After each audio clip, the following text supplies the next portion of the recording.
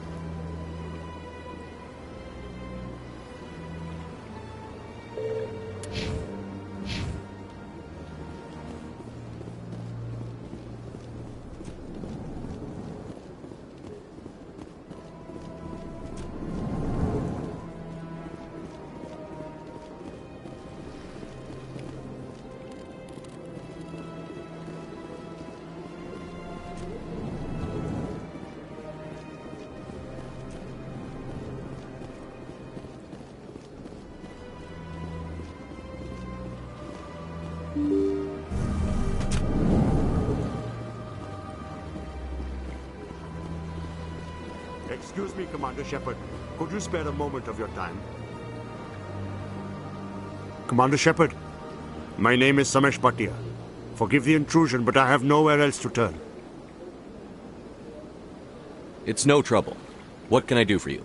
My wife was a Marine. She was in the 212 on Eden Prime. Wait, the 212?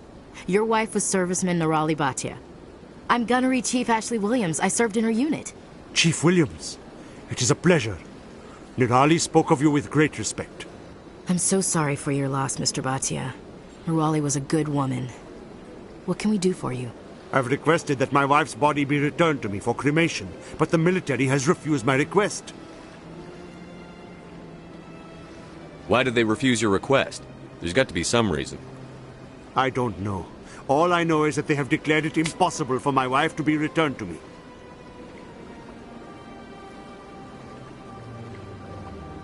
We'll look into it. The man in charge of my case is Mr. Bosker. When I last saw him, he was in the expensive bar over there. Thank you for your time. I just want to give my wife a proper funeral, and the respect she deserves.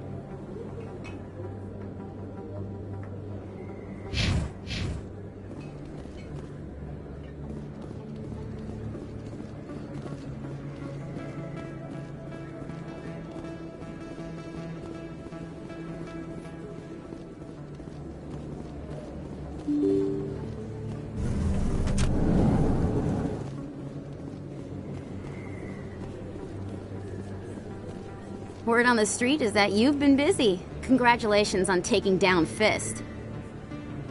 I was sure he was a big player in anything going on here. Did you find anything in his office that could help me?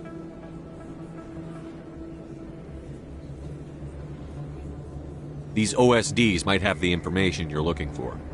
You've got Fist files? This could be even bigger than I'd hoped. Here, Commander, for your trouble.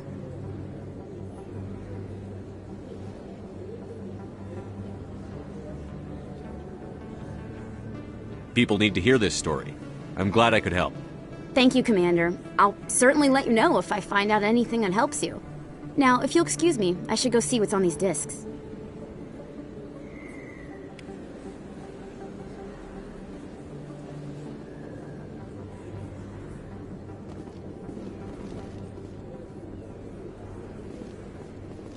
A lot of traffic here. How fast do you think those cars are going?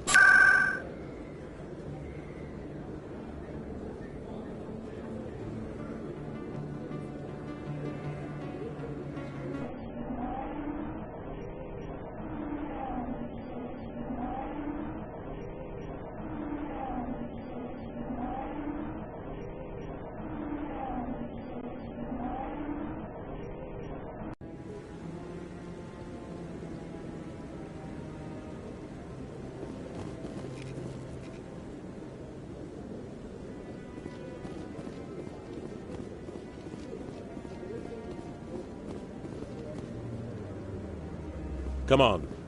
Udina's presenting the Quarian's evidence to the Council. Eden Prime was a major victory. The beacon has brought us one step closer to finding the conduit. And one step closer to the return of the Reapers. You wanted proof? There it is. This evidence is irrefutable, Ambassador. Saren will be stripped of his Spectre status, and all efforts will be made to bring him in to answer for his crimes. I recognize the other voice, the one speaking with Saren. Matriarch Benezia. Who's she? Matriarchs are powerful Asari who have entered the final stage of their lives. Revered for their wisdom and experience, they serve as guides and mentors to my people. Matriarch Benezia is a powerful biotic, and she had many followers. She will make a formidable ally for Saren. I'm more interested in the Reapers. What do you know about them? Only what was extracted from the Geth's memory core. The Reapers were an ancient race of machines that wiped out the Protheans. Then they vanished.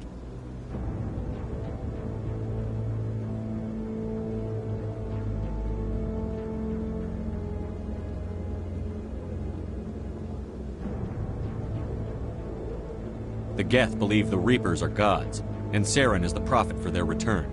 We think the conduit is the key to bringing them back. Saren's searching for it. That's why he attacked Eden Prime. Do we even know what this conduit is? Saren thinks it can bring back the Reapers. That's bad enough. Listen to what you're saying. Saren wants to bring back the machines that wiped out all life in the galaxy? Impossible. It has to be. Where did the Reapers go? Why did they vanish? How come we found no trace of their existence? If they were real, we'd have found something.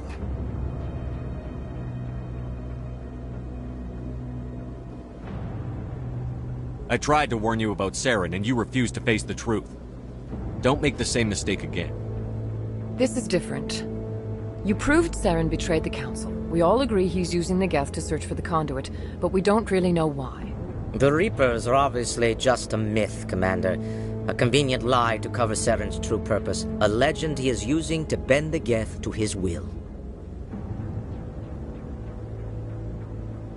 50,000 years ago, the Reapers wiped out all galactic civilization. If Saren finds the conduit, it will happen again. Saren is a rogue agent on the run for his life. He no longer has the rights or resources of a Spectre. The Council has stripped him of his position. That is not good enough. You know he's hiding somewhere in the Traverse. Send your fleet in! A fleet cannot track down one man. A Citadel fleet could secure the entire region, keep the Geth from attacking any more of our colonies. Or it could trigger a war with the Terminus systems. We won't be dragged into a galactic confrontation over a few dozen human colonies.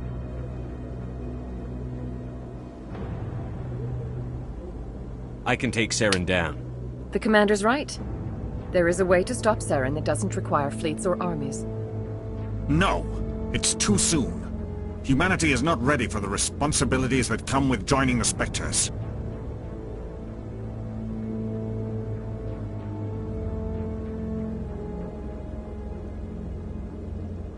You don't have to send a fleet into the Traverse, and the Ambassador gets his human Spectre.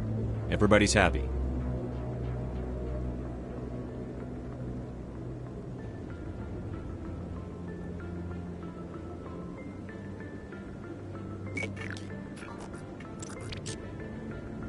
Commander Shepard, step forward.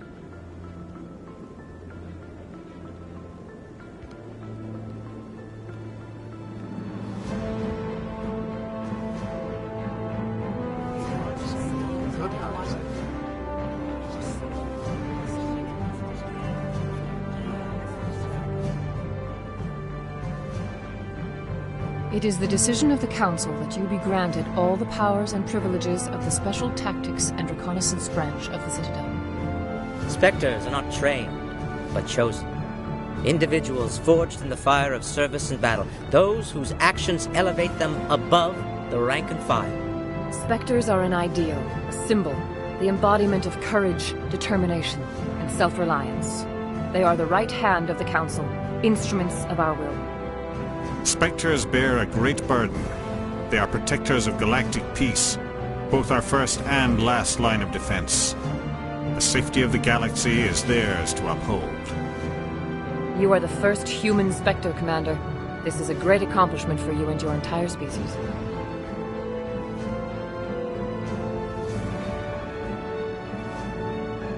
I'm honored, Counselor. We're sending you into the Traverse after Saren. He's a fugitive from justice, so you are authorized to use any means necessary to apprehend or eliminate him.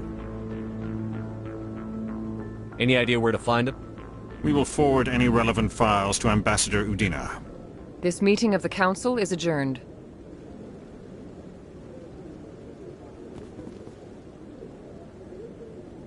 Congratulations, Commander. We've got a lot of work to do, Shepard. You're going to need a ship, a crew, supplies. You'll get access to special equipment and training now. You should go down to the C-Sec Academy and speak to the Spectre Requisitions Officer. Anderson, come with me. I'll need your help to set all this up.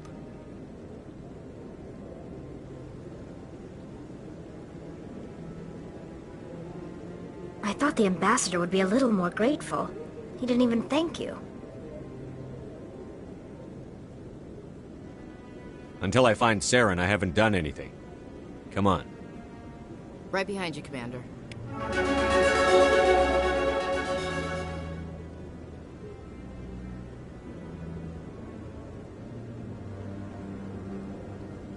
So, this is where the Council passes judgment on all us little folk, huh? Ever get the feeling we're in over our heads, Commander? 300 years ago, the Geth drove my people into exile. We asked the Council to wipe the synthetics out, but they ignored our pleas. Maybe if they'd listened, we wouldn't be here now.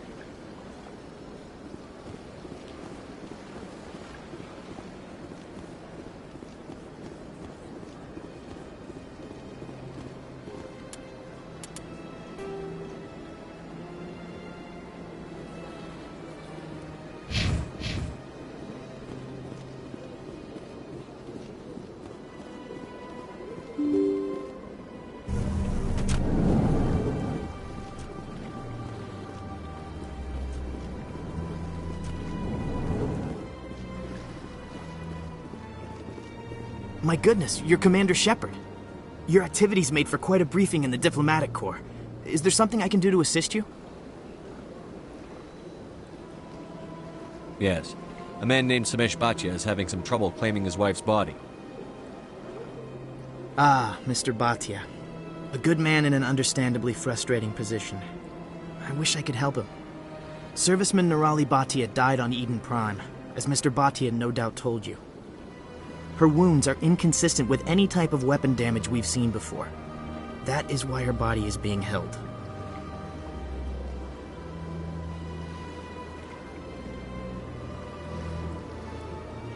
You think her body might be dangerous or contaminated? No, Commander. Nirali Bhatia is not dangerous. Her body is in fact extremely valuable to the Alliance. The tests we're conducting may lead to better defenses against Geth attacks. Respectfully, Serviceman Bhatia may save more lives in death than she did in life.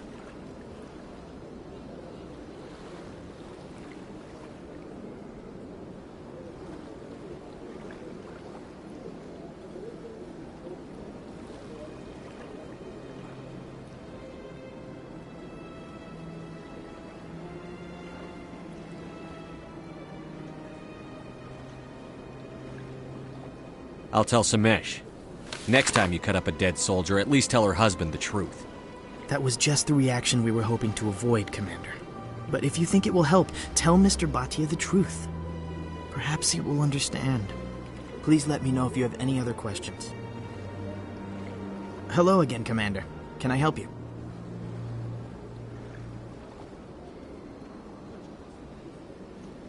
How long do you think the research is going to take? This is a long-term study. I wouldn't expect the bodies to be released for a year or longer.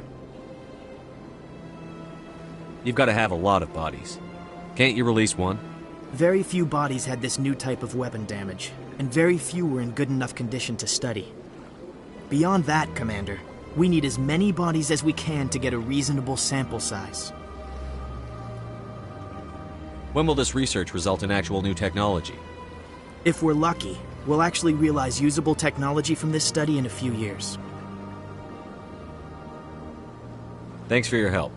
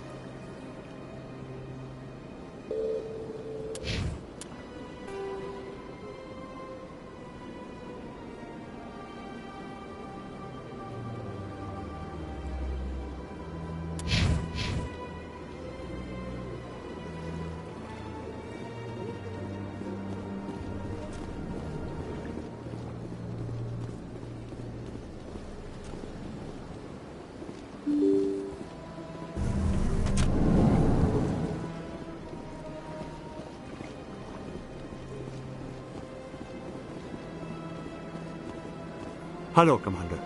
Has any progress been made with Mr. Bosker? Will he return my wife's body?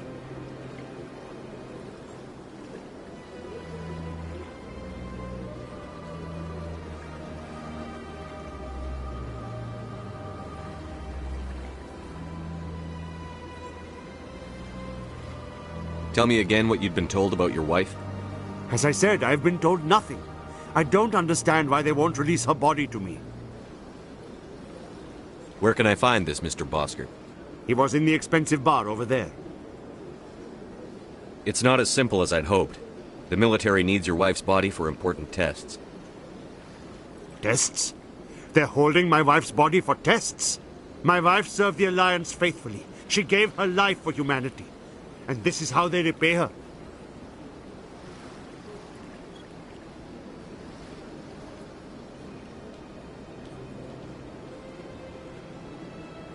It's unacceptable. I'll let you know what I can do.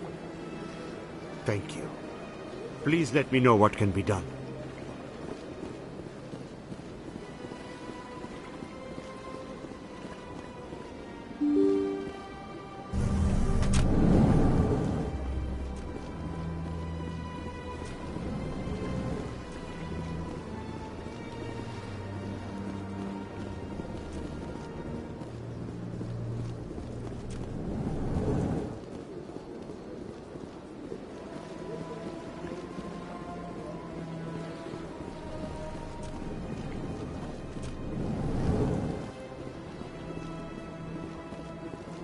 Hello again, Commander.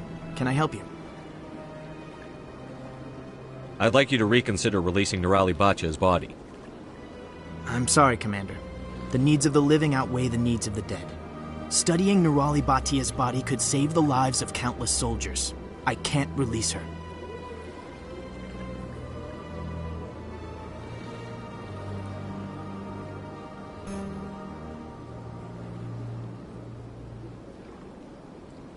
Thanks for your help.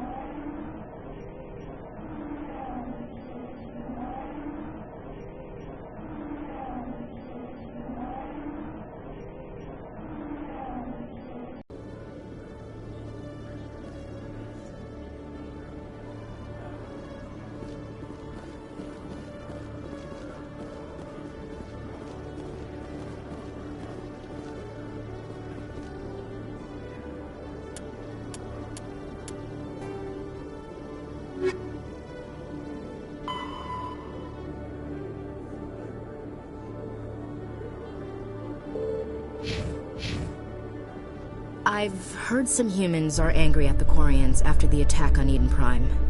After all, you created the Geth. The Geth killed billions and forced us from our homeworld. Most Quarians believe we have paid properly for our mistake. Hopefully, having you with us fighting Saren will change people's minds.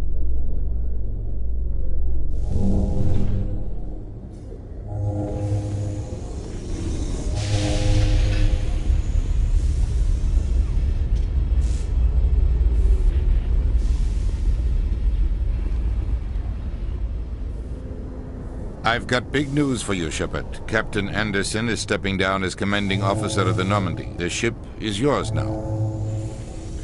She's quick and quiet, and you know the crew. Perfect ship for a Spectre. Treat her well, Commander. I want the truth. Why are you stepping down, sir? You needed your own ship. A Spectre can't answer to anyone but the Council. And it's time for me to step down. Come clean with me, Captain. You owe me that much. I was in your shoes 20 years ago, Shepard.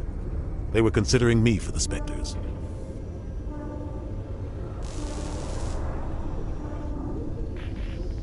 What happened? I failed. I couldn't make the cut. It's not something I'm proud of. Ask me later and I'll tell you the whole story.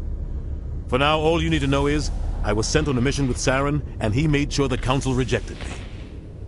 I had my shot. It came and went. Now you have a chance to make up for my mistakes.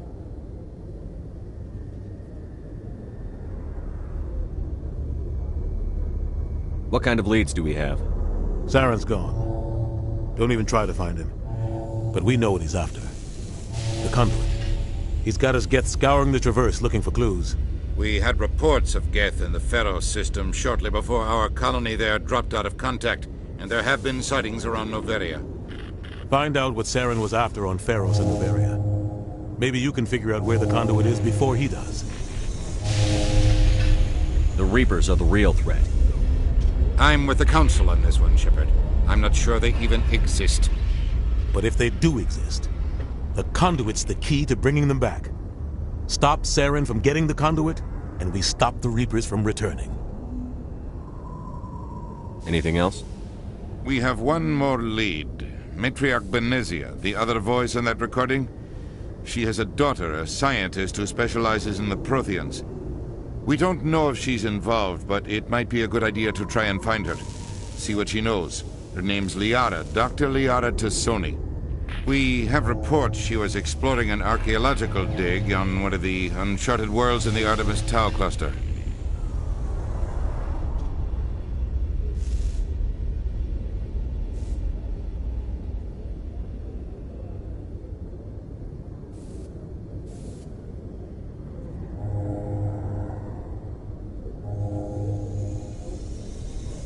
Sounds like we should head for the Artemis Tau cluster.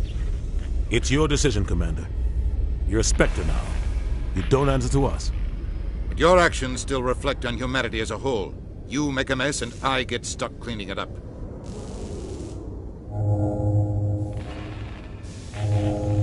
I'll try not to make things any harder on you, Ambassador. Glad to hear it, Commander. Remember, you were a human long before you were a Spectre. I have a meeting to get to. Captain Anderson can answer any questions you might have.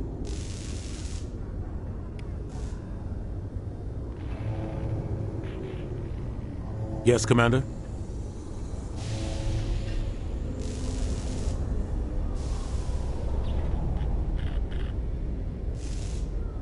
How are you holding up? Honestly, this isn't how I pictured my career coming to an end. Pushing papers really isn't my thing. But you're the one who can stop Saren. I believe in you, Shepard. If that means I have to step aside, so be it. Tell me what happened with you and Saren 20 years ago. It's close to 20 years ago now. Ambassador Goyle was our representative here on the Citadel. Like Udina, she wanted to get a human into the Spectres. She chose me. The Council sent Saren to keep an eye on me and evaluate my performance, just like they sent Nihilus to keep tabs on you. I think I deserve the whole story. We had intel on a rogue scientist being funded by Batarian interests. He was trying to set up a facility to develop illegal AI technology out in the Verge. Alliance intel had done all the work, but the Council wanted a Spectre involved. We compromised. I was assigned to help Saren in his investigation. We tracked the scientist to a refining facility on Kamala. He was hidden away somewhere inside, protected by an army of Batarian mercenaries. The plan was simple. Sneak into the plant, capture the scientist, sneak back out. Quick, quiet, and a minimum of bloodshed.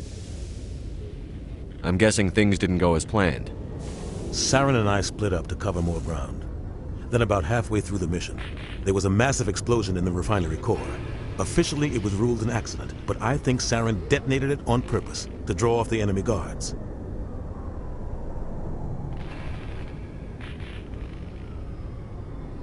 How many casualties? The explosion tore the refinery to shreds. The whole place was on fire. Black chemical clouds poured out into the atmosphere. Nobody inside survived. There was a camp for the workers and their families nearby. Between the fires and the toxic fumes, the final death count was over 500. Mostly civilians. Saren didn't care. The target was eliminated, mission accomplished. And I ended up taking the blame. That ended all talk of me joining the Spectres.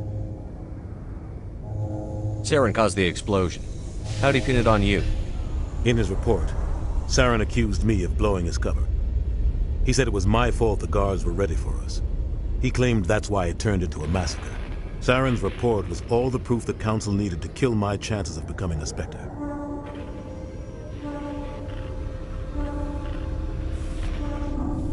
Don't blame yourself, Captain. I don't. I blame Saren. I think he wanted things to go bad. He was looking for an excuse to blow that refinery. Maybe he just likes the violence. Maybe he was just trying to make me look bad to keep humans out of the Spectres. If so, he pulled it off. Why'd you let him get away with it? Who do you think the Council was going to listen to? Me? Or their best agent? I had a bad feeling about him right from the start. I should have been more careful. Maybe I could have stopped things before they got out of hand. Don't blame yourself, Captain. I don't. I blame Saren.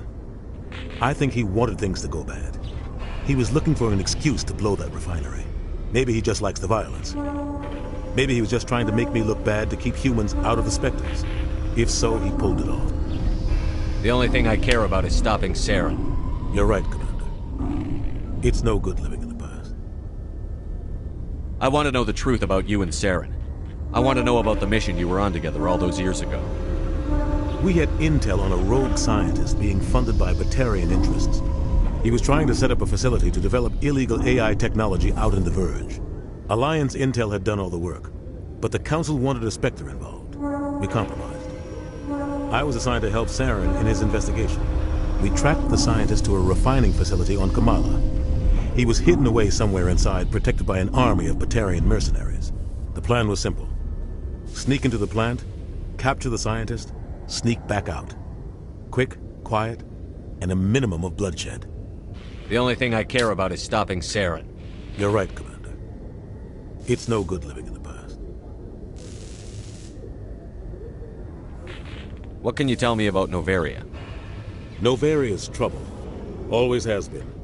The whole planet's basically a center for corporations to conduct illegal research. Watch your back there, Shepard. Spectres are about the only form of Citadel authority Novaria respects.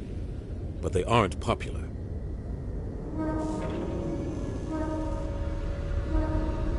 What do you know about the Artemis Tau cluster? Not much. I've never been there myself. A handful of systems with a few small, uncharted worlds, but no real colonies. Might not be easy finding Dr. T'Soni out there. My advice is to look for the world with the Prothean ruins. Any extra intel you can give me on our colony at Pharos? The entire planet used to be one giant Prothean city. Mostly ruins now. But some of the infrastructure is still intact. The colony tried to build on what the Protheans left behind. We lost all contact with them when the Geth attacked. I should go. I'll be here if you need anything.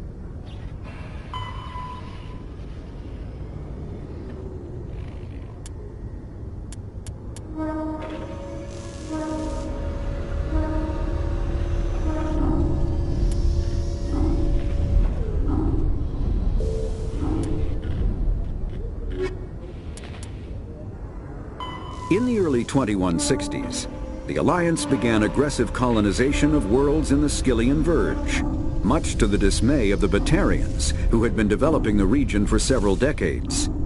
In 2171, the Batarians petitioned the Council to declare the Verge a zone of Batarian interest. The Council refused, however, declaring unsettled worlds in the region open to human colonization. In protest, the Batarians closed their Citadel embassy and severed official diplomatic relations with the Council, effectively becoming a rogue state. They instigated a proxy war in the Verge by funneling money and weapons to criminal organizations, urging them to strike at human colonies. Hostilities peaked with the Skyllian Blitz of 2176, an attack on the human capital of Elysium by Batarian-funded pirates and slavers. In 2178, the Alliance retaliated with a crushing assault on the moon of Torfin, long used as a staging base by Batarian-backed criminals. In the aftermath, the Batarians retreated into their own systems and are now rarely seen in Citadel space. The Elcor are a Citadel species native to the high-gravity... The Geth are the Hanar, the Krogan, driven from their homes. The Volus are a member. Pharos is a habitable world in the Attican Beta cluster. 2/3 of the habitable surface is covered with the ruins of a crumbling Prothean megatropolis. In the millennia since the Prothean extinction, the ruins have been repeatedly picked over by looters many times. Pharos was considered a poor prospect for colonization, as little open ground remains for agriculture. The only sizable freshwater sources are the poles, which are tapped by the decaying Prothean aqueduct systems. The dead cities, while in good condition considering their antiquity, are of uncertain stability. Ground level is congested by a dozen meters of fallen debris, and the air is fouled by dust. In 2178, the Human Exogeny Corporation announced its intention to place a permanent colony on Pharos to thoroughly explore the ruins.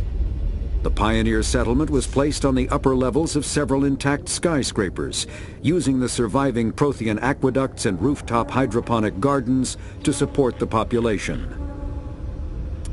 Noveria is a cool, rocky world with most of its hydrosphere locked up in massive glaciers.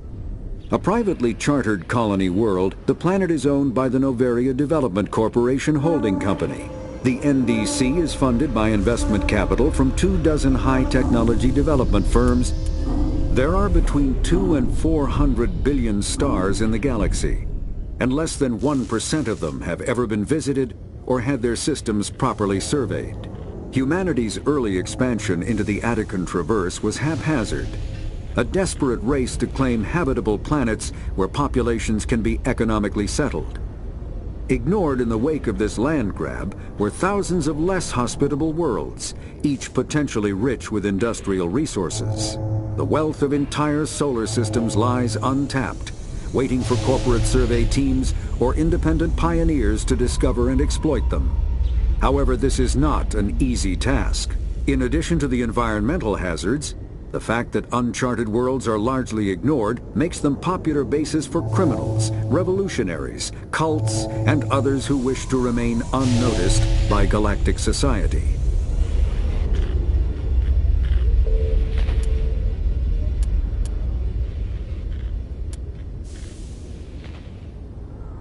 Pharos is a habitable world in the... There are between...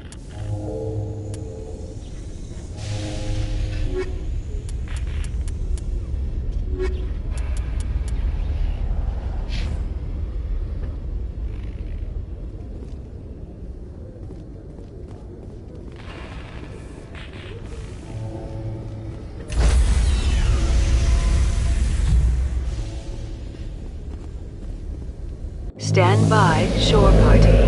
Decontamination in progress.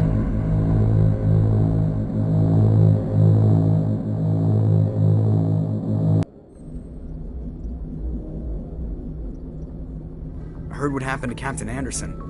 Survives 100 battles and then gets taken down by backroom politics. Just watch your back, Commander.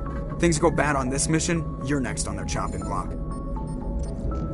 Captain Anderson should be the one in charge. It's like I'm stealing the ship from him. Yeah, the captain got screwed. But it's not like you could have stopped it. Nobody's blaming you. Everyone on this ship's behind you, Commander. 100%. Intercom's open. If you got anything you want to say to the crew, now's the time.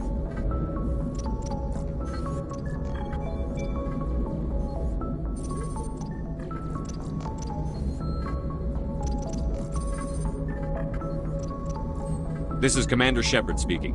We have our orders. Find Saren before he finds the conduit. I won't lie to you, crew. This mission isn't going to be easy.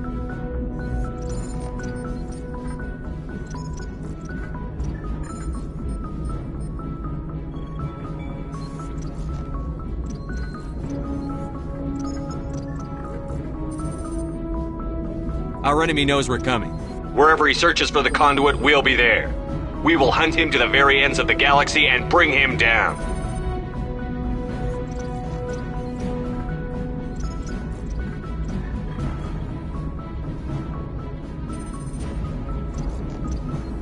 This is the most important mission any of us have ever been on. The fate of an entire galaxy is at stake. We will stop Saren, no matter what the cost. Well said, Commander. Captain will be proud.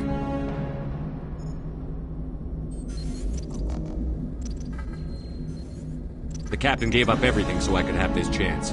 We can't fail. Yes, sir.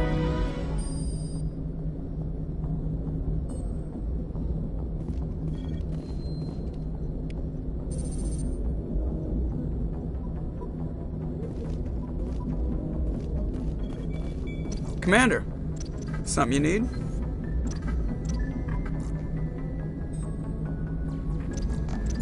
How's the Normandy performing? Is she everything they said she'd be?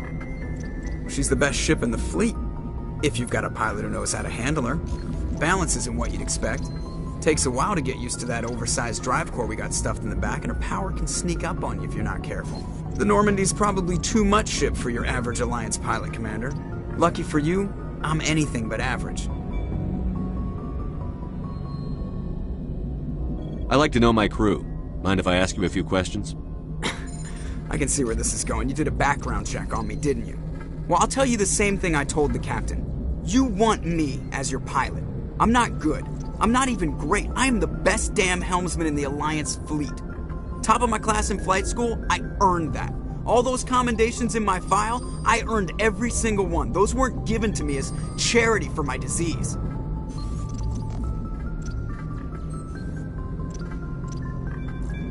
What are you talking about? Are you sick? You mean you didn't know? Oh, crap. Okay, I've got Vrolik syndrome, brittle bone disease. The bones in my legs never develop properly. They're basically hollow, too much force and they'll shatter. Even with crutches and my leg braces, it's hard to get around. One wrong step and crack! It's very dramatic. But I've learned to manage my condition, Commander. Put the Normandy in my hands and I'll make her dance for you. Just don't ask me to get up and dance unless, you like the sound of snapping shin bones.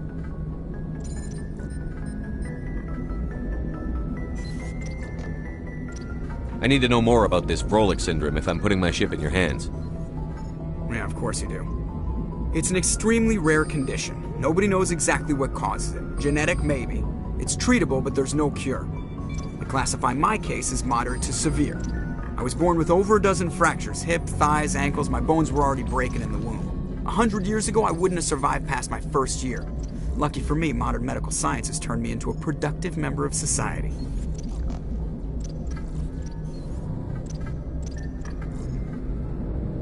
You're not gonna break a bone trying to fly the ship, are you? I don't fly with my feet, Commander, so I'm fine as long as I'm in this chair. I gotta be real careful when I get up to take a piss, though. I can do my job as well as anyone on the ship. Better, actually. So don't worry about it. I'm not trying to make you uncomfortable. Let's talk about something else. Whatever you want, Commander.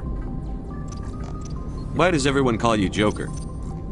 It's a lot shorter than saying Alliance Flight Lieutenant Jeff Moreau. Plus, I love to make little children laugh.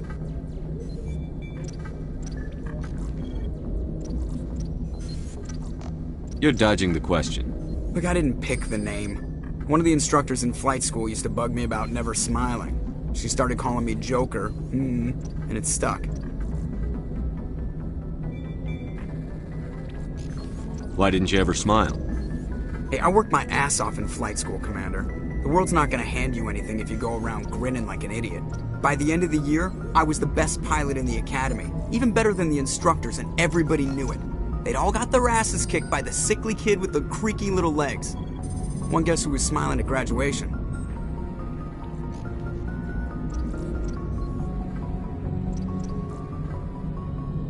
How'd you end up joining the Alliance? Look, if you're looking for an inspirational tale of the crippled kid overcoming impossible odds, you're gonna be disappointed. My mother was a civilian contractor working for the Alliance. I basically grew up on the Arcturus station back when they were building up the fleets. Spend all that time around Alliance ships, there's a good chance you'll end up going to the Academy.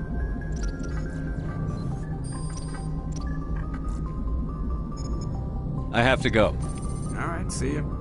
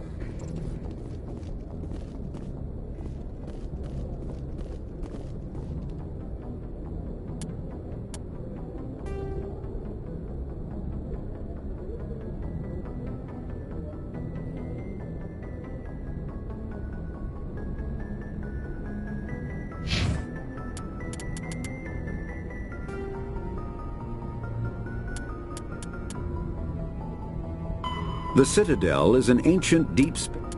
Citadel space is an unofficial term referring to any region of space controlled by a species that acknowledges the authority of the Citadel Council. At first glance, it appears this territory encompasses most of the galaxy. In reality, however, less than 1% of the stars have been explored. Even Mass Effect FTL drive is slow relative to the volume of the galaxy. Empty space and systems without suitable drive discharge sites are barriers to exploration. Only the mass relays allow ships to jump hundreds of light years in an instant, the key to expanding across an otherwise impassable galaxy. Whenever a new relay is activated, the destination system is rapidly developed. From that hub, FTL drive is used to expand to nearby star clusters. The result is a number of densely developed clusters, thinly spread across the vast expanse of space, connected by the mass relay network.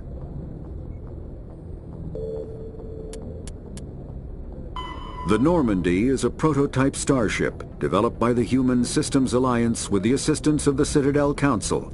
It is optimized for scouting and reconnaissance missions in unstable regions using state-of-the-art stealth technology. For most ships, the heat generated through standard operations is easily detectable against the absolute zero background of space. The Normandy, however, is able to temporarily sink this heat within the hull. Combined with refrigeration of the exterior hull, the ship can travel undetected for hours or drift passively for days of covert observation. This is not without risk. The stored heat must eventually be radiated, or it will build to levels capable of cooking the crew alive. Another component of the stealth system is the Normandy's revolutionary Tantalus drive, a Mass Effect core twice the standard size. The Tantalus drive generates mass concentrations that the Normandy falls into, allowing it to move without the use of heat-emitting thrusters.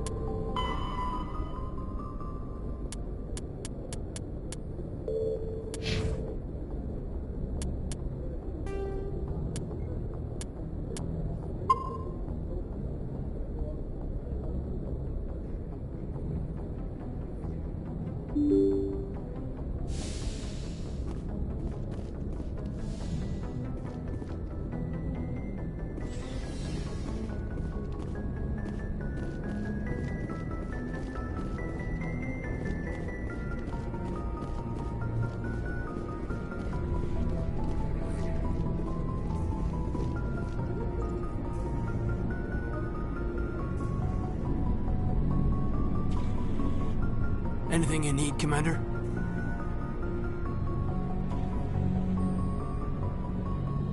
Just trying to get a sense of where the crew's at. Thoughts? I've wasted enough of your time for now, Commander. We'll have time for personal debriefings later. What's your opinion on the last mission? I don't see how we could have done things any better. At least not without getting to Eden Prime sooner. And we were on the scene faster than any other Alliance ship could have been. We'll talk another time, Lieutenant. Commander?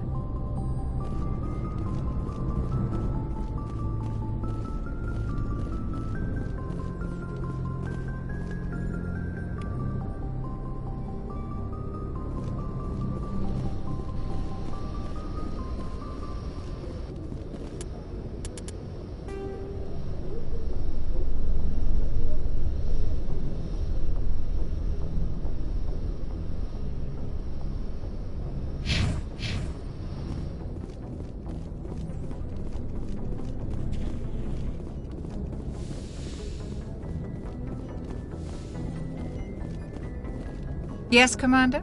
Is there something you need? How well do you know the Lieutenant? I'd never worked with him before this mission. But he has an impressive service record. Over a dozen special commendations. Tends to keep to himself, though. Maybe because of the headaches. It's not easy being an L2. How did you end up serving on an Alliance ship? I enlisted right out of med school. Earth always seemed boring to me. Too safe, too secure. I figured the colonies were teeming with exotic adventure. I wanted to travel the stars, tending the wounds of tough soldiers with piercing eyes and sensitive souls. Turns out military life isn't quite as romantic as I'd imagined. But humanity needs the Alliance if we want to keep expanding through the Traverse, and the Alliance always needs good doctors. So I stayed on to do my part. Ever think you made the wrong choice? Sometimes I think about opening a private practice back on Earth, or maybe taking a position at one of the new med centers out in the colonies. But there's something special about working on soldiers. If I left the Alliance now, I'd feel like I was abandoning them. I should go. Goodbye, Commander.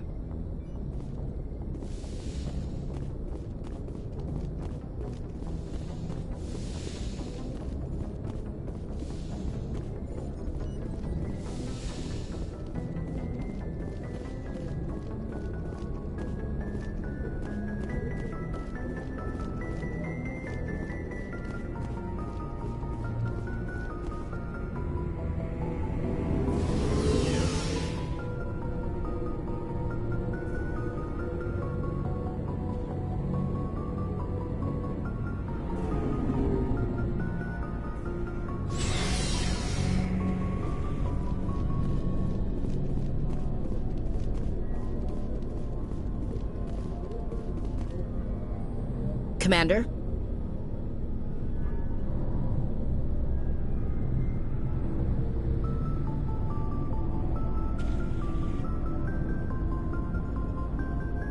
What's your opinion on the last mission?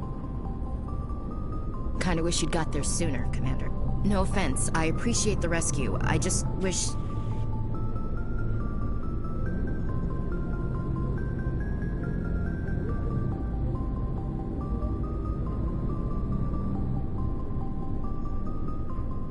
You wish we'd been able to save the rest of your unit? Yes, sir.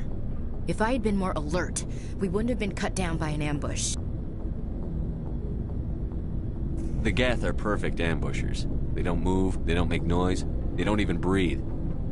Sir, they have flashlight heads. I'll make sure it doesn't happen again. Do you have a few minutes to talk one-on-one? I'm sorry, Commander. I need to get my duty squared away.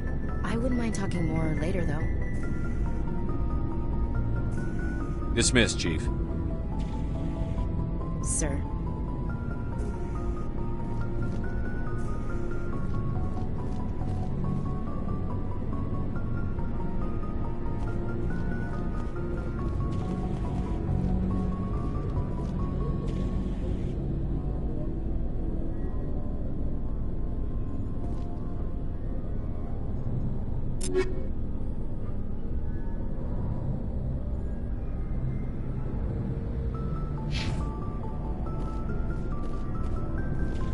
Nice ship you've got, Shepard. What can I do for you? What's your story, Rex? There's no story. Go ask the Quarian if you want stories.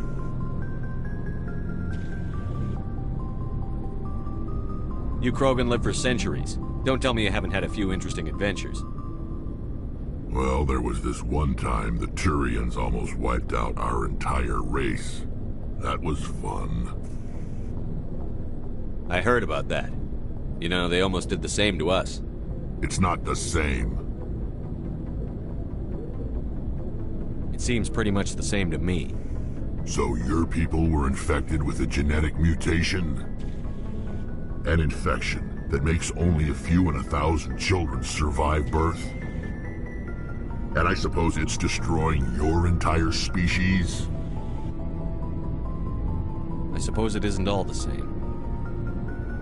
I don't expect you to understand, but don't compare humanity's fate with the Krogan. I was just making conversation. I wasn't trying to upset you. Your ignorance doesn't upset me, Shepard. As for the Krogan, I gave up on them long ago. The genophage infected us, but it's not what's killing us.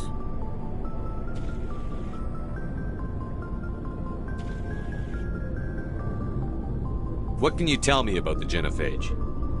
Ask the Solarians if you want details. They made it.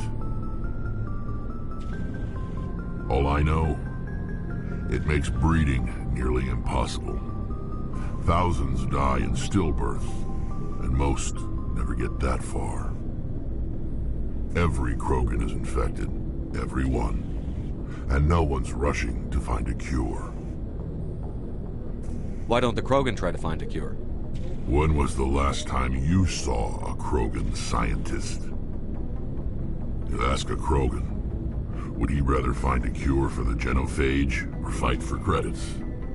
He'll choose fighting every time. It's just who we are, Shepard. I can't change that. Nobody can. Are your people really dying? We're sure not getting any stronger. We're too spread out. None of us are interested in staying in our own system. Lots of species have left their homes and prospered. But they go to colonize new worlds. We're not settlers. We're warriors. We want to fight. So we leave. Hire ourselves out. And most of us never go back.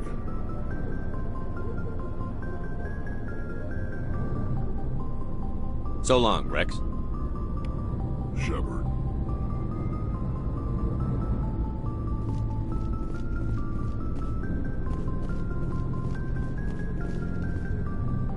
Hey, Commander. Looking for some extra supplies before you head out?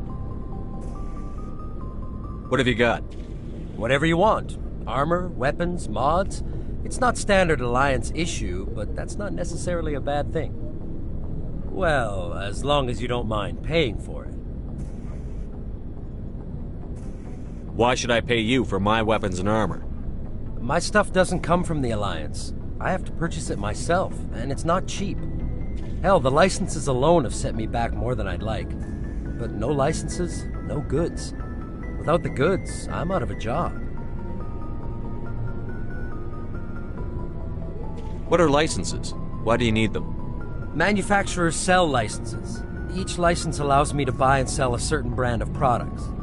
I already have several basic ones, but you'll need to buy more if you want me to bring in different brands. Many of the best licenses are hard to get, but they're well worth the cost if you can find them. What do the different manufacturers offer? There are too many for me to keep track of, but each license will explain what it's good for. How often will you get new items? Well, that depends on how many licenses you've purchased, but I'll rotate items on a regular basis regardless. And anytime we land someplace with a big enough port, I'll buy, sell, and trade whatever I can. Check back often. I need to move items quickly, so only the most basic items will be stocked consistently. Let's see what you've got. You bet, Commander.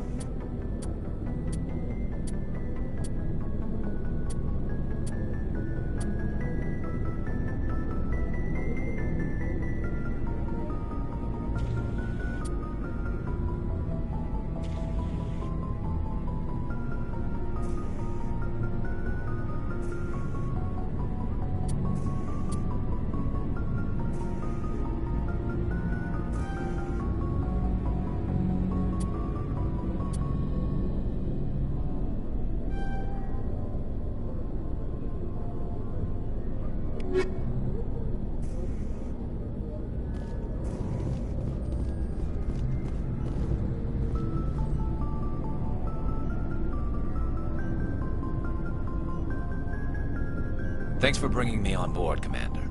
I knew working with the Spectre would be better than life at CSEC. Have you worked with a Spectre before? Well, no, but I know what they're like. Spectres make their own rules. You're free to handle things your way. At CSEC, you're buried by rules. The damn bureaucrats are always on your back. For the most part, the rules are there for a reason. Maybe. But sometimes it feels like the rules are only there to stop me from doing my work. If I'm trying to take down a suspect, it shouldn't matter how I do it, as long as I do it. But CSEC wants it done their way. Protocol and procedure come first. That's why I left. So you just quit because you didn't like the way they do things? There's more to it than that. It didn't start out bad, but as I rose in ranks, I got saddled with more and more red tape. CSEC's handling of Saren was typical. I just couldn't take it anymore. I hate leaving. I hope you made the right choice. I'd hate for you to regret it later. Well, that's sort of why I teamed up with you. It's a chance for me to get off the Citadel, see how things are done outside CSEC. Either way, I plan to make the most of this. And without CSEC headquarters looking over my shoulder, well, maybe I can get the job done my way for a change. If getting the job done means endangering innocent people, then no. We get the job done right, not fast. Got it? I wasn't trying to. I understand, Commander.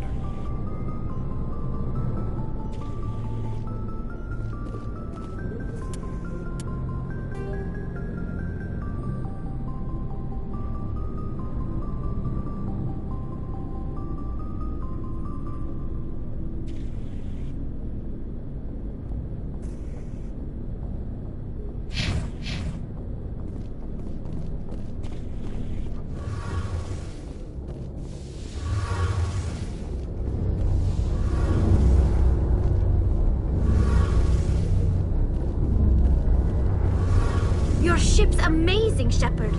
I've never seen a drive core like this before. I can't believe you were able to fit it into a ship this small. I'm starting to understand why you humans have been so successful. I had no idea Alliance vessels were so advanced.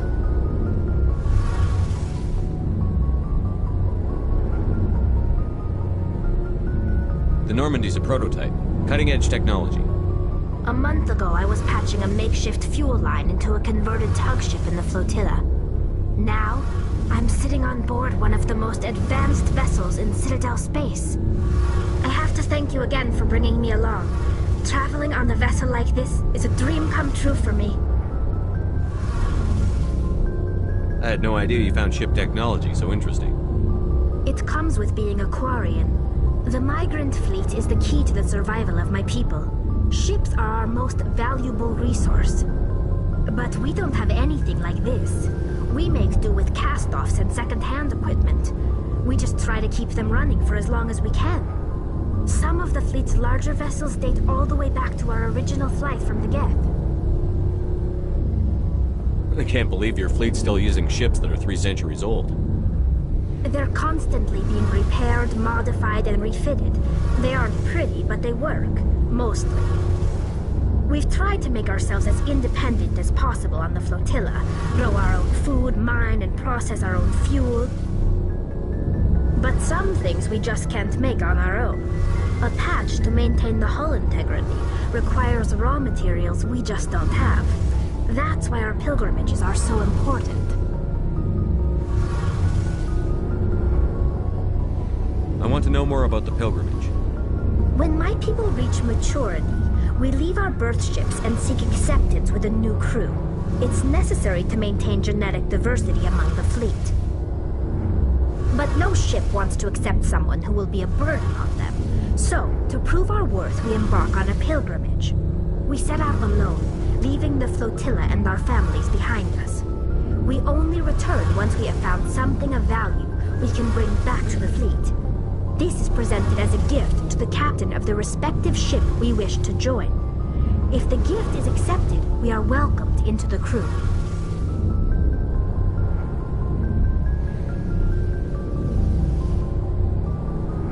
Can a captain choose to reject the gift? That doesn't happen often. Most captains are eager to increase the size of their crew. It increases their own standing in our society. Even when a gift is not particularly valuable, the captain usually accepts it out of a sense of tradition.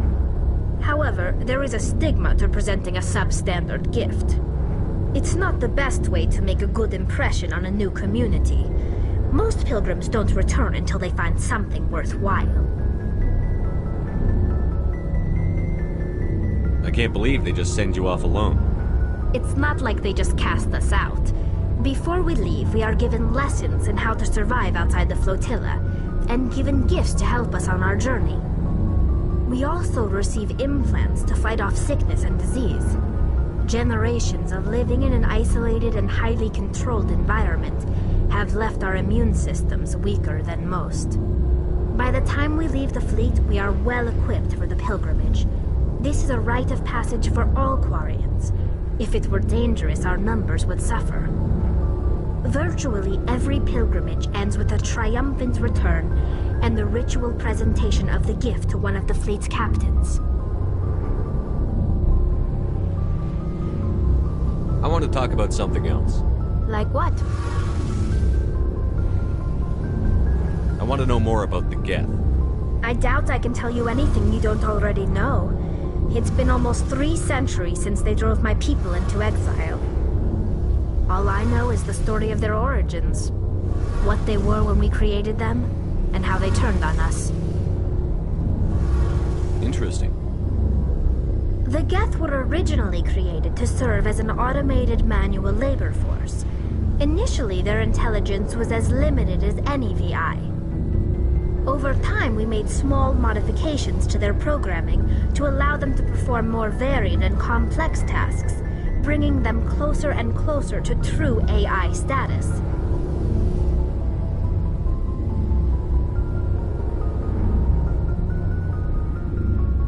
How come the Council didn't step in and stop you? This wasn't true AI research. We may have been skirting the bounds of the law, but we never did anything that was actually illegal. The changes were so insignificant, so gradual, that we were able to control them. Or so we thought. But one thing we underestimated was the power of the neural network. 1 million Geth thinking simultaneously created an inherently unstable matrix. So, the Geth share brain power? Many of the Geth's logic systems were designed to work in concert with other nearby Geth. Basically, the more of them you have in a group, the smarter they are. So there's some sort of group consciousness? No, nothing like that. They cannot share sensory data or information. Their programming cannot handle that much simultaneous input. Each Geth maintains an individual awareness and identity. The neural network only operates on a process-based level. It's basically the synthetic equivalent of a subconscious.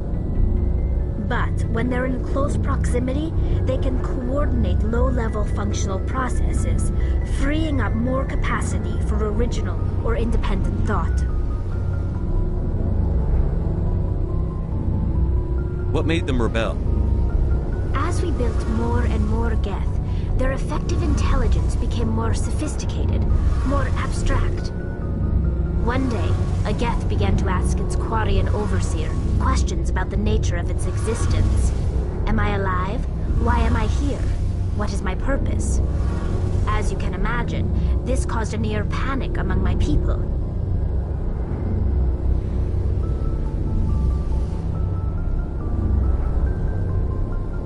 I don't see what's so bad about those questions. The Geth were created to engage in mundane, repetitive, or dangerous manual labor. That's fine for machines, but it won't satisfy a sentient being for long. The Geth were showing signs of rudimentary self-awareness and independent thought. If the Geth were intelligent, then we were essentially using them as slaves. It was inevitable the newly sentient Geth would rebel against their situation. We knew they would rise up against us, so we acted first. A general order went out across all Quarian-controlled systems to permanently deactivate all Geth. The Geth responded to this order violently.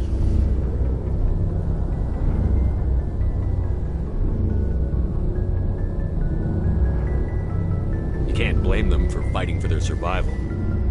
We had no other choice.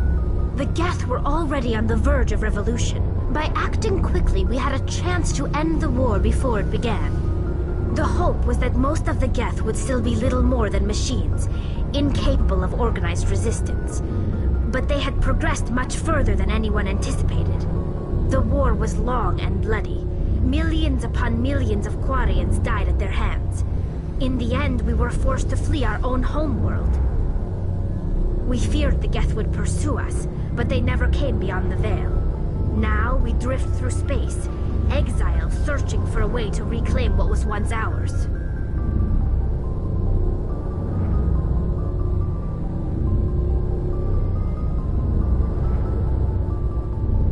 It's hard to feel sorry for you. Your ancestors tried to wipe out another species. We made a mistake when we created the Geth in the first place. But we did not make a mistake when we went to war against them. If we had not acted, they would have wiped us out. They're a synthetic life form. They have no use for organics. None. Why do you think they cut themselves off from the rest of the galaxy? Why do you think they've killed every organic being who's ever tried to contact them?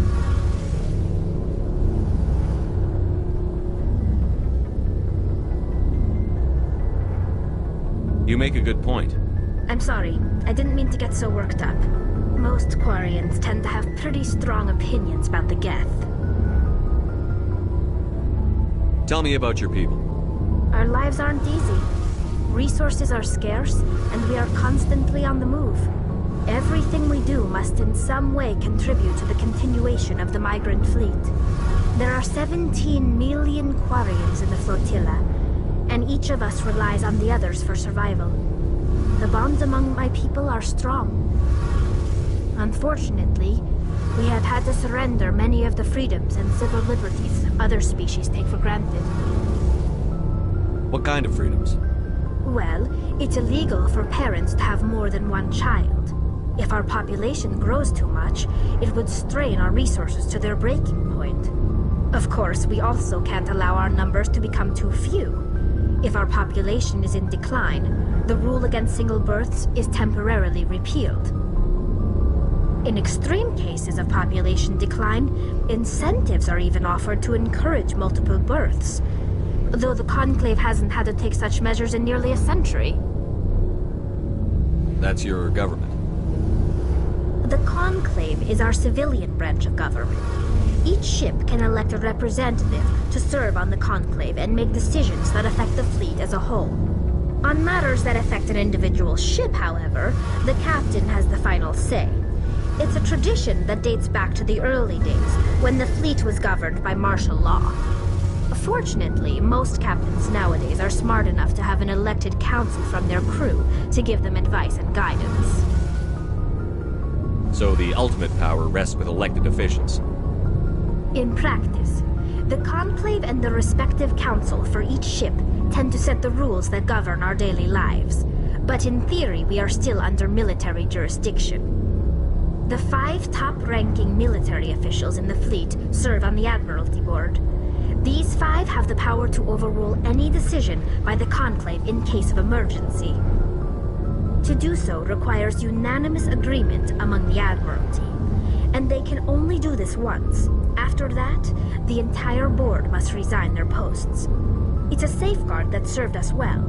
In nearly 3 centuries, the Admiralty Board has only overruled the Conclave 4 times.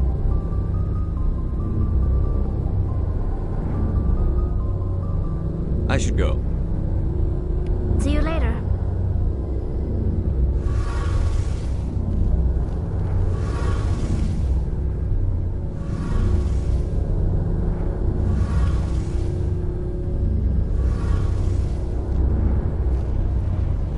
Hey, Commander, you know that Quarian, Tally? She's been spending all her time down here asking me about our engines.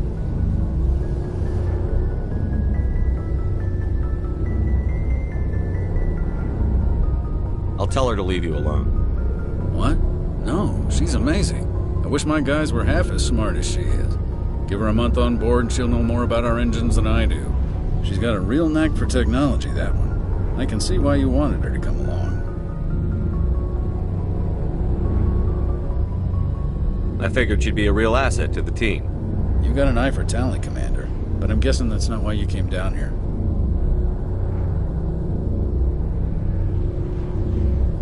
Fill me in on the IES stealth systems. How does it work exactly?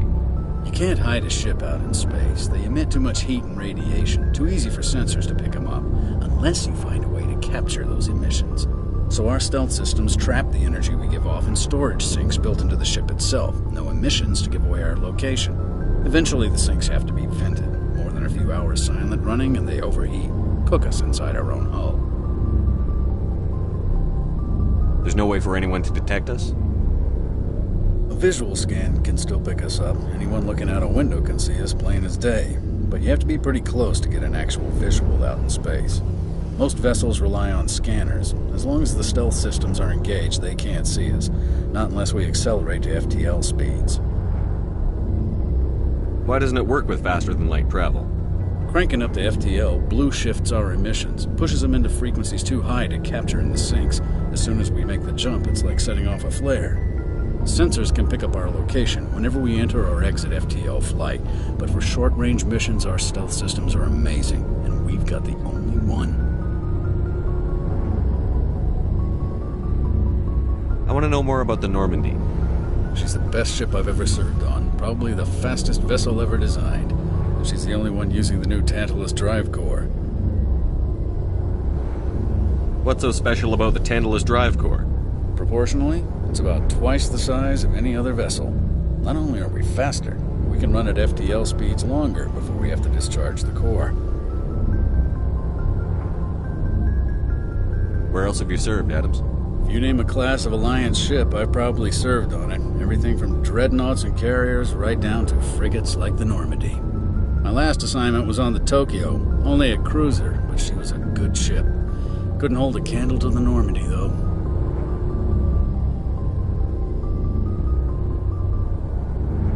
Carry on, Adams. Aye, aye, Commander.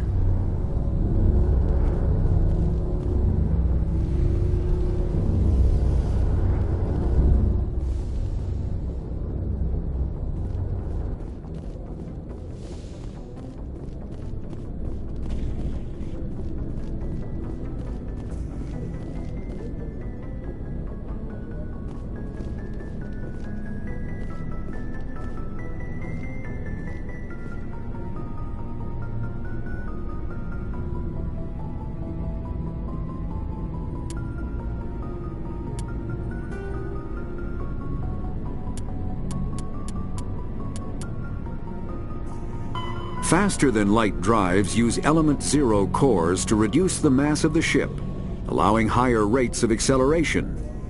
This effectively raises the speed of light within the mass effect field, allowing high-speed travel with negligible relativistic time dilation effects. Starships still require conventional thrusters, chemical rockets, commercial fusion torch, economy ion engine, or military anti-proton drive, in addition to the FTL drive core. With only a core, a ship has no motive power. The amount of EZO and power required for a drive increases exponentially to the mass being moved and the degree it is being lightened. Very massive ships or very high speeds are prohibitively expensive. If the field collapses while the ship is moving at faster than light speed, the effects are catastrophic. The ship is snapped back to sublight velocity, the enormous excess energy shed in the form of lethal Cherenkov radiation. Larger warships are generally classified in one of four weights. Frigates are small, fast ships used for scouting and screening of larger vessels. Frigates often operate in wolf-pack flotillas. Cruisers are middleweight combatants, faster than dreadnoughts and more heavily armed than frigates. Cruisers are the standard patrol unit and often lead frigate flotillas. Dreadnoughts are kilometer-long capital ships mounting heavy, long-range firepower. They are only deployed for the most vital missions. Carriers are dreadnought-sized vessels that also carry large numbers of fighters. Smaller vessels are almost exclusively used in a support role to the warships during combat.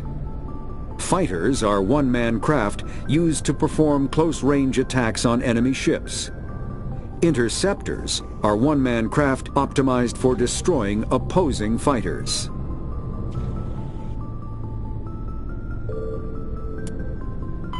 Biotics is the ability of rare individuals to manipulate dark energy and create mass effect fields through the use of electrical impulses from the brain.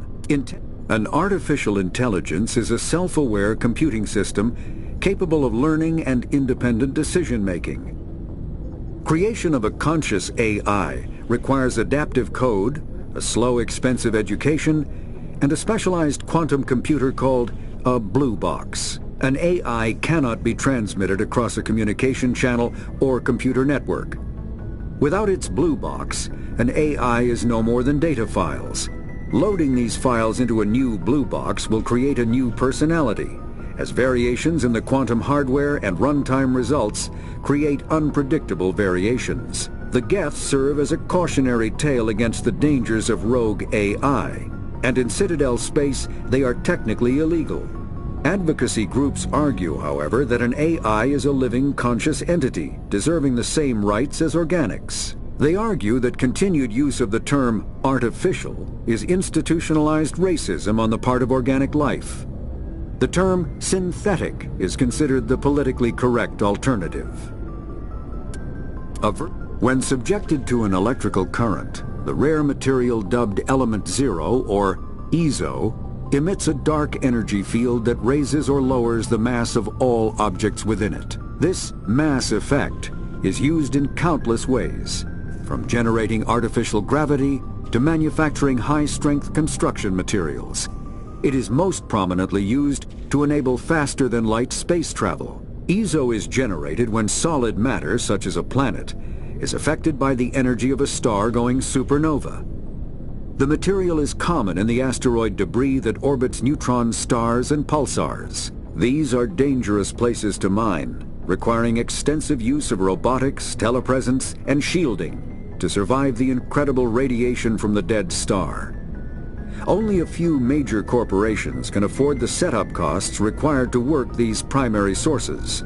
Humanity discovered refined Element Zero at the Prothean Research Station on Mars, allowing them to create mass effect fields and develop FTL travel. Element Zero can increase or decrease the mass of a volume of space-time when subjected to an electrical current. With a positive current, mass is increased. With a negative current, mass is decreased. The stronger the current, the greater the magnitude of the dark energy mass effect. In space, low-mass fields allow FTL travel and inexpensive surface-to-orbit transit. High-mass fields create artificial gravity and push space debris away from vessels. In manufacturing, low-mass fields permit the creation of evenly blended alloys, while high-mass compaction creates dense, sturdy construction materials. The military makes extensive use of mobility-enhancing technologies, with Mass Effect utilizing fighting vehicles standard frontline issue in most military forces. Mass Effect fields are also essential in the creation of kinetic barriers or shields to protect against enemy fire.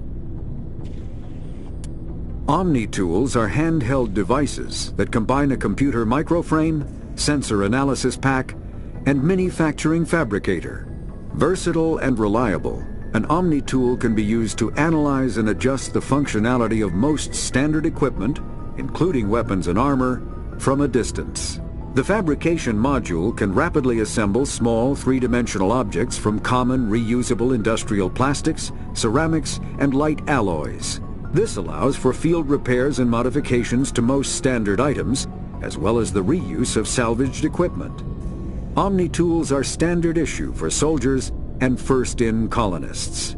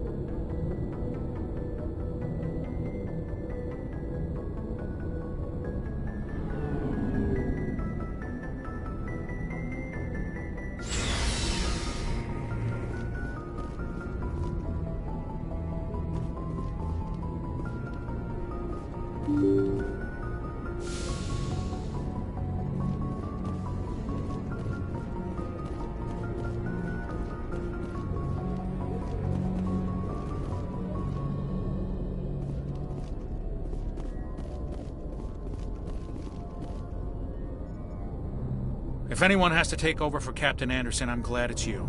I'm not sure about having non-humans on our ship, though. We're all on the same team here, Presley. With all due respect, sir, that's what they said about Nihilus. Look how that turned out. I'm in charge here, Presley. I decide if we have non-humans on this vessel. Yes, sir. Understood, sir. Speak freely, Presley. I want to know if you have a problem with non-humans. It's not that, Commander. Humanity has always handled its own problems. Saren attacked one of our colonies. We should be the ones to stop him. We don't need their help.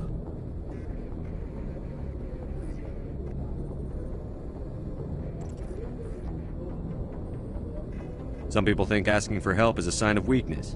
That's just being stupid and stubborn. No matter how strong you are, allies can make you stronger. I guess so. Maybe I'm just stuck in the old ways of thinking. But don't worry, Commander, this won't be a problem. How did you end up assigned to the Normandy? I signed up with the Alliance as a navigator right out of school, following in my grandfather's footsteps, I guess. My first posting was on the Agincourt. We were at Elysium during the Skillian Blitz. A massive fleet of alien raiders hit the colony, trying to wipe it out.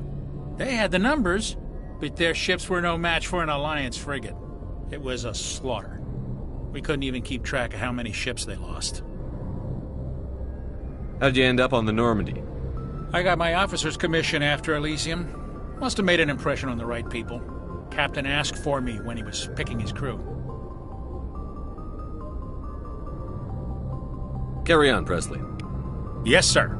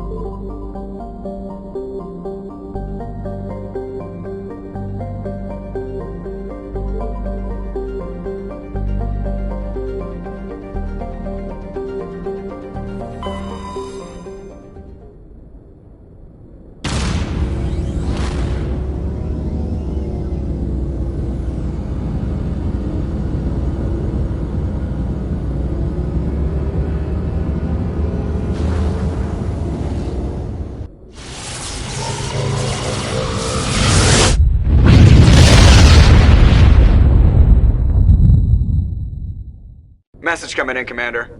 Big surprise, the Alliance needs you again. Shepard, this is Admiral Hackett with Alliance Command. We've got a mission for you. An Alliance officer named Major Kyle has set up a small compound in the Hulking Heta cluster. He's attracted a number of followers, mostly biotics. He's become an outspoken critic of the Alliance, and we believe he's mentally unstable. This could be trouble, Shepard.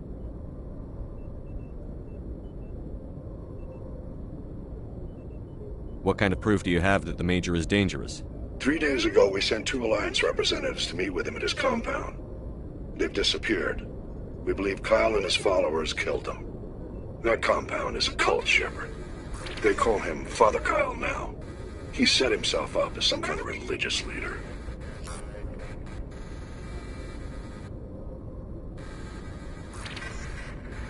I might be able to end this without violence. You serve with him. He might listen to you. But he's already killed 2 Alliance representatives. I trust you to use your judgment. Hack it out.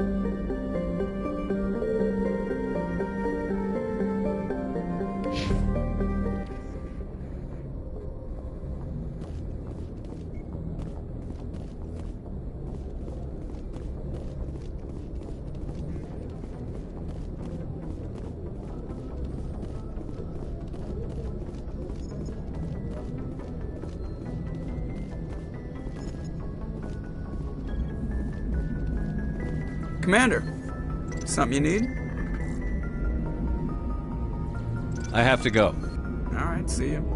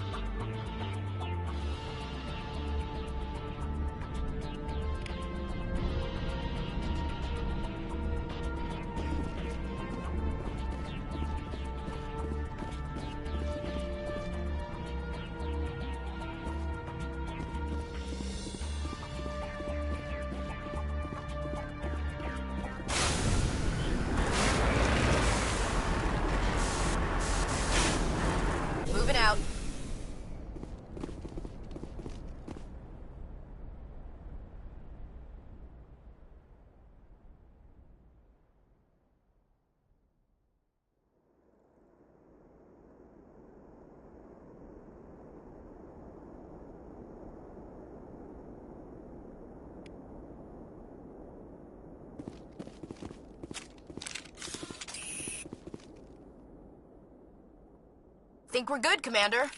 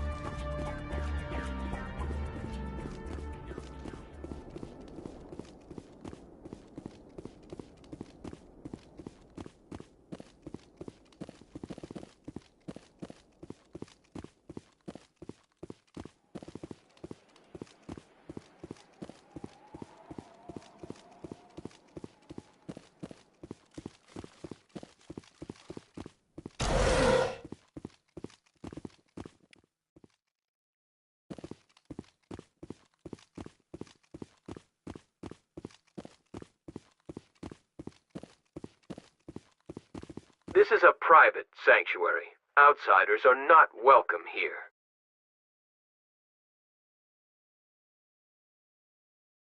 I need to talk to the man in charge. It's important. Father Kyle wants nothing more to do with the Alliance.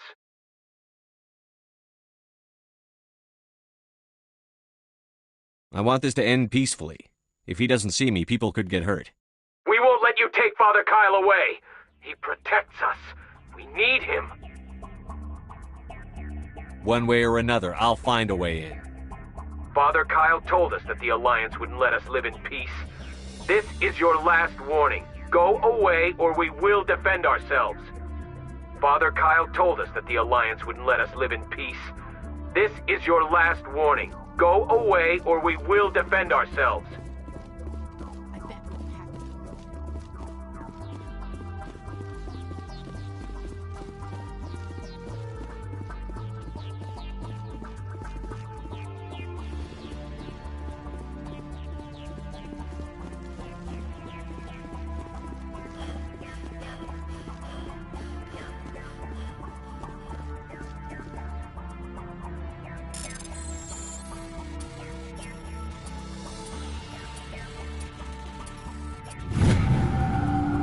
The compound is under attack!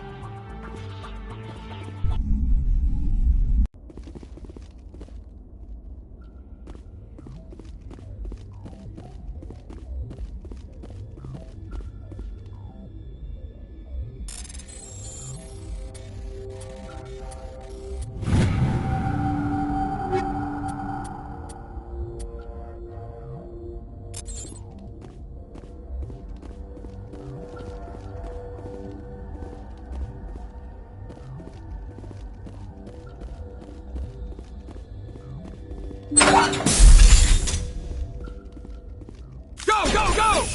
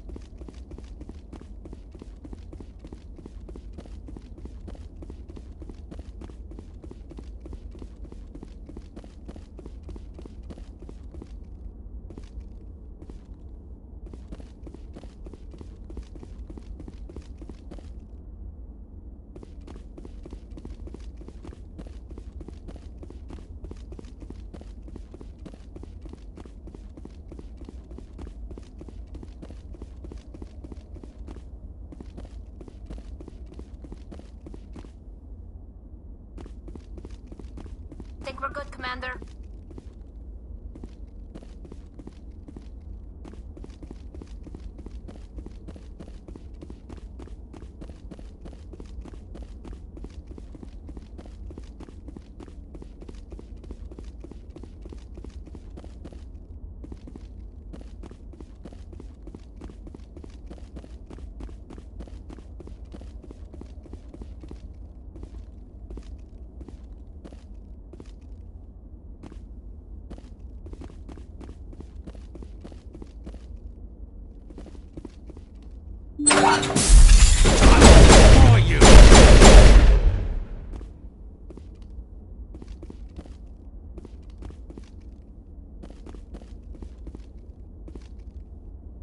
Think we're good, Commander?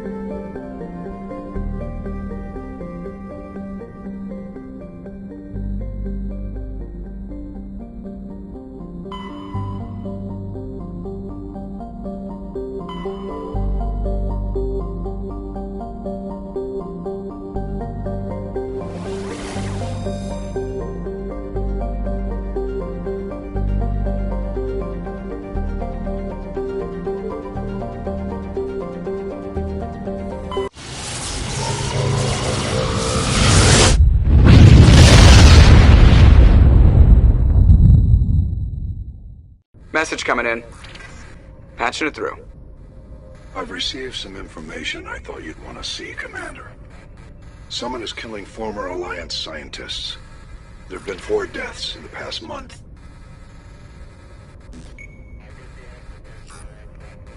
Former scientists? Sounds like someone has a project they'd like to keep secret. We found a connection between the scientists and you. They all worked on a classified project several years ago, on a cruise.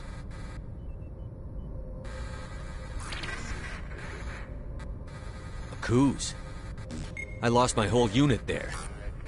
You're saying that our scientists were involved? I can't get any information on what they were working on. The project records were sealed. Commander, Shepard, what you do with this is up to you. I just thought you'd want to know. There was one other scientist on the project, Dr. Wayne. I'm transmitting his last known coordinates. Good luck. Fifth Fleet out.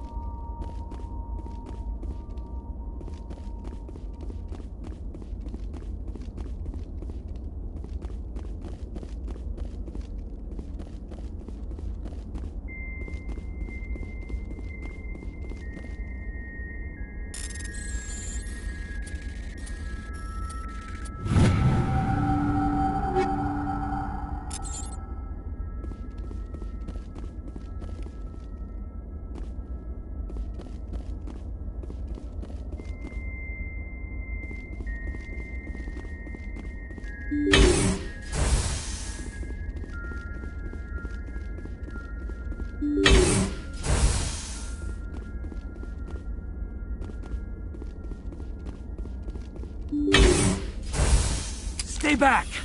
I've got no grief with you. All I want is this bastard. Please! He's a madman! Mr. Toombs, you're insane! You need help! Shut up! You don't get to lie. You don't... Shepard? My God, Shepard, is that you? Corporal Toombs? But I saw you die on a Coos. How did you get here? They took me, Shepard. The scientists. You can't prove any of this. This man is delusional. See, they were running tests on the Thresher Maws. They let those things hit us just to watch and study. I woke up in a holding cell. The scientists were delighted I'd survived. Now they had someone to run tests on. What did they do to you, Toombs? You can't believe Toombs. He doesn't have any proof. I demand a fair trial. He was there! You bastard! He knows the truth! They're part of some organization, Cerberus, that runs secret tests like this. They treated me like a lab animal. This man deserves to die, Shepard. For you, for me, for everyone else in the unit. Are you with me?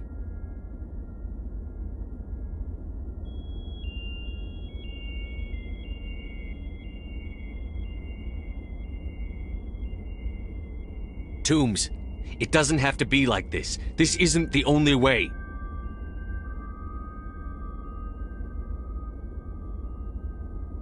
It is for me. I avenge them, Shepard. Our unit can finally rest in peace.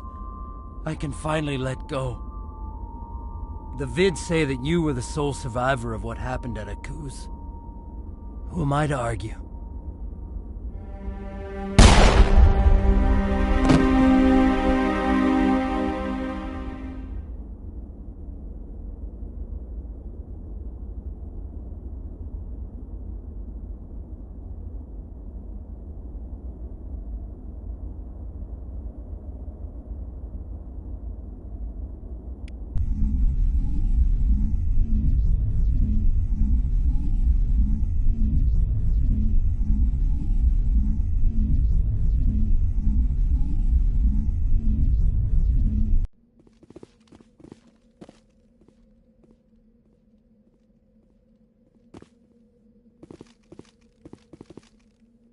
Ready. You lead. I'll follow.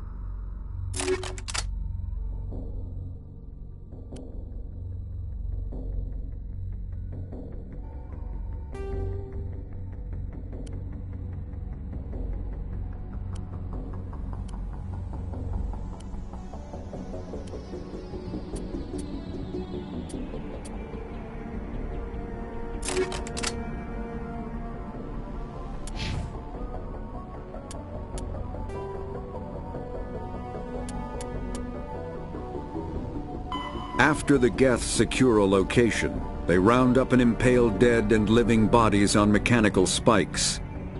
The spikes rapidly transform these victims into withered husks, extracting water and trace minerals, and replacing them with Thresher moths are subterranean carnivores that spend their entire lives eating or searching for something to eat. Threshers reproduce via spores that can lie dormant for millennia, yet are robust enough to survive prolonged periods in deep space and atmospheric re-entry.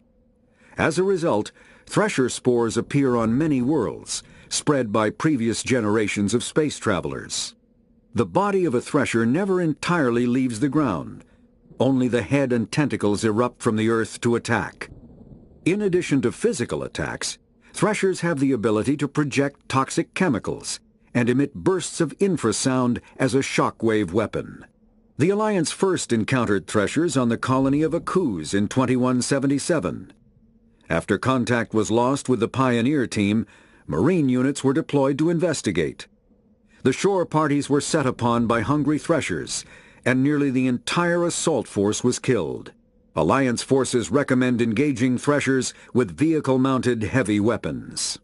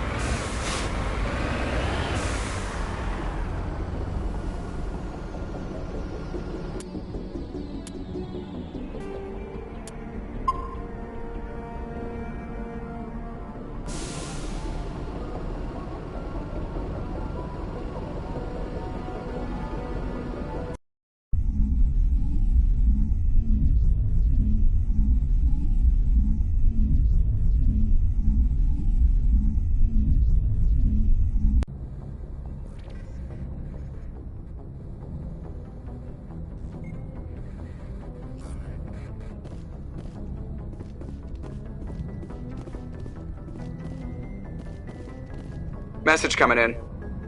Patching it through. I reviewed your report on the situation, Commander. It's unfortunate both the Doctor and Toombs died, but I know you did your best under the circumstances. I hope this helped you find some peace, Commander. Thank you. Fifth Fleet out.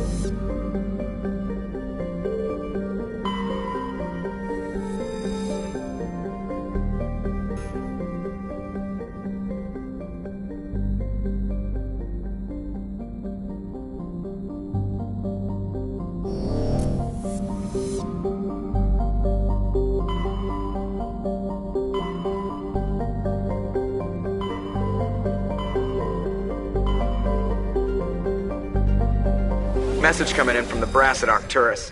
Patching it through. Normandy? Admiral Hackett here. We're getting reports of a marked increase in Geth activity in the Skillian Verge. Surveillance drones have identified Geth outposts on 4 different planets in the Armstrong cluster. We need someone to take them out. We have any idea what they're after? Hard to say. They may be just gathering intel on us. Or maybe they're setting up staging grounds for hit-and-run attacks on human colonies. It could be the first wave of an invasion. Let's hope not. We need someone to investigate this, Shepard. Finding Saren is still your top priority, but you've got experience fighting the Geth. You're the logical choice to take out these outposts. We're transmitting all the locations of known Geth outposts in the Armstrong cluster to the Normandy now. Admiral Hackett out.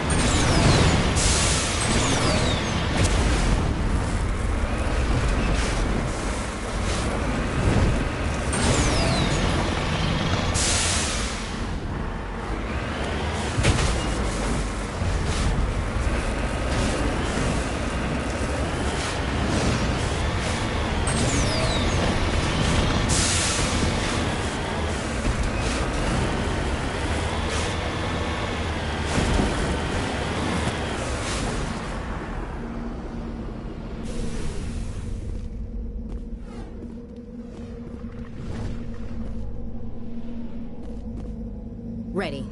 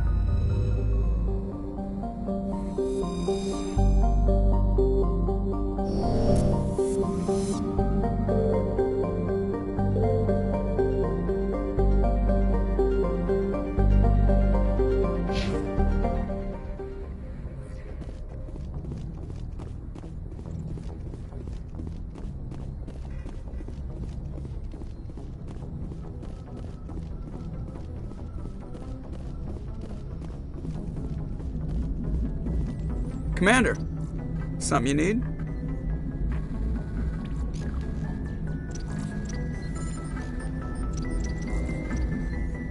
I have to go. All right, see ya.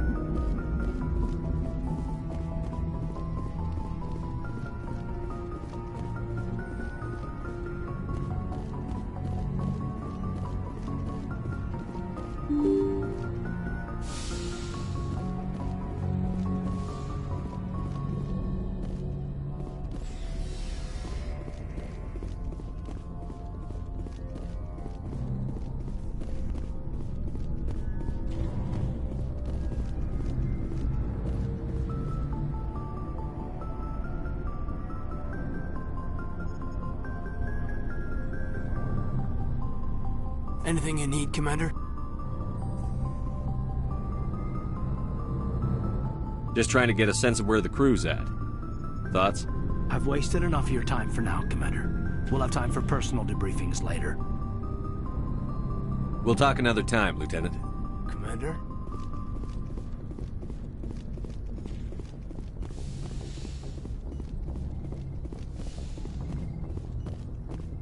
Yes, Commander? Is there something you need?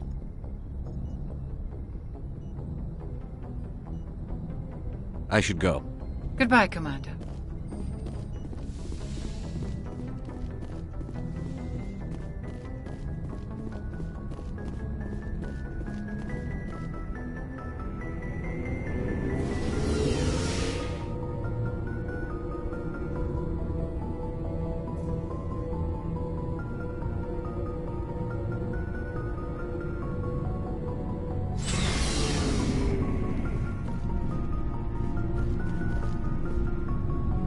Looking for supplies?